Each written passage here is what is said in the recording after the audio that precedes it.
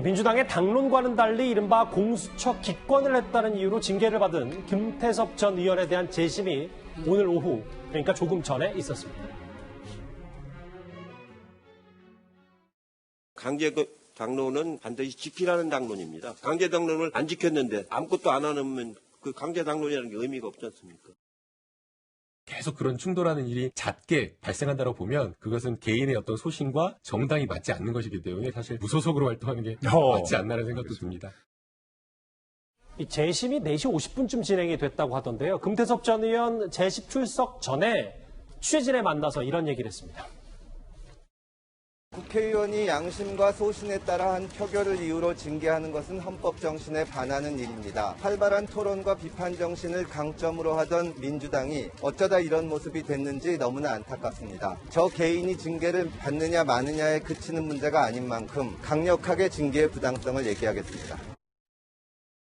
김관욱 교수님, 네. 오늘 결과는 안 나오는 거잖아요? 그렇죠.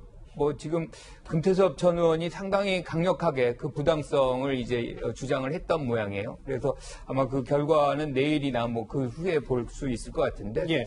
저는 개인적으로는 헌법기관이거든요. 독립적인 헌법기관인데 국회의원 하나하나가. 그래서 당이 아무리 중요해도 헌법기관이 결정을 그 위에서 할 수가 없는 것이죠.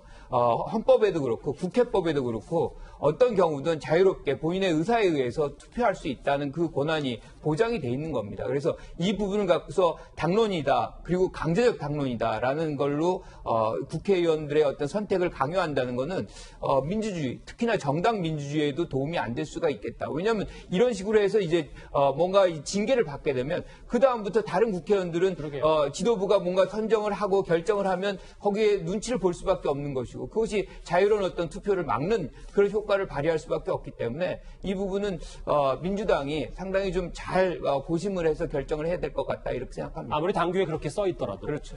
장혜철 평론가님, 말씀처럼 만약에 정말 철회가 안 되고 징계가 계속 유지가 된다면 민주당 내 초선 의원들에게는 적지 않은 영향이 있긴 있는 겁니까? 초선 의원들 중에서도 소신파가 나올래야 나올 수 있겠습니까? 소신 고집하다가 금태섭 의원처럼 경선에서 떨어지는 건 고사하고 징계까지 받을 수 있는데, 그런데 김혜영 최고위원도 지적을 했지만 헌법에도 국회의원 양심의 자유가 명시되어 있고요. 예. 국회법 114조 2항에도 나와 있습니다. 수차례 설명드렸지만 더불어민주당이 국회법이나 헌법 위에 존재하는 정당은 아니잖아요.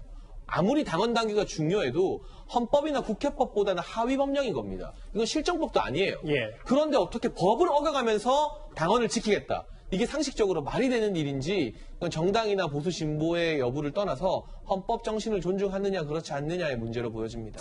뉴스톱10 지금까지 각종 논란들 하나하나씩 짚어보면서 쉼없이 달려와 봤습니다. 관련해서 시청자의 목소리가 들어왔습니다. 댓글 하나씩 저희가 차례로 만나보겠습니다.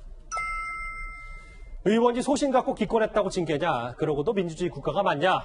예. 2,500만 수도권 인구 분산시키면 부동산 집값은 저절로 잡힌다. 예. 김두관 의원님 그냥 가만히 있으세요. 청년들 분노 더 유발시키지 말고. 예.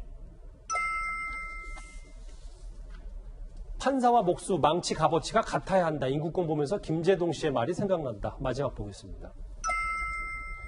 독재타도 외치면서 민주화 운동한 사람들이 상임위 독식 국회원 구성 독재하네. 오늘도 댓글 5개 감사드립니다. 바로 이어서 실시간 검색어도 한번 만나볼 차례입니다. 오늘 이스타항공의 창업주인 이상직 의원이 본인의 주식을 회사에 헌납하겠다는 뜻을 밝혔습니다. 그리고 오늘 태풍급 강풍이 올라온다는 소식도 있고요. 국내 복귀를 노리던 강정호 선수가 결국 KBO 리그에 오지 않겠다는 말까지 건넸습니다. 실검 여기서 정리하고요.